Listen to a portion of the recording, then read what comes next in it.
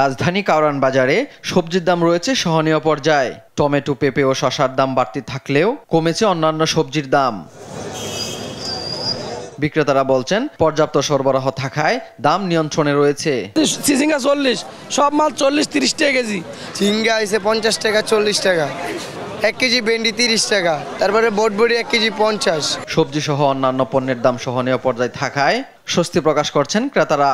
যথেষ্ট কম দাম আছে, মানে যা নাকি আপনাকে নিম্নমানের মানুষ তারা আপনার গিয়া মানে তাদের বাজারহাট করতে এখন কোনো সমস্যা হবে না। কারণ বাজার তুলনায় মোটামুটি একটু রিজনেবল আছে, কিন্তু কারণ বাজার থেকে বাইরে হলে পরে আর সেটা হাতের নাগালে বাইরে চলে যায়।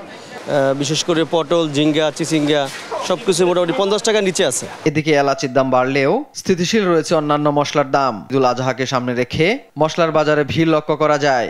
বিক্রেতারা বলছেন, সরবরাহ ঠিক থাকলে দাম নিয়ন্ত্রণ থাকবে।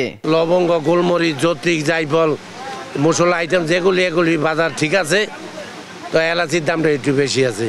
চালের দাম কেজি প্রতি 3 থেকে 4 টাকা কমলেও পোলাওয়ের চালের দাম রয়েছে নিয়ন্ত্রণে।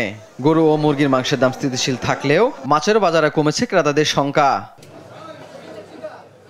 এইচ হিমেল, দেশ টিভি, ঢাকা।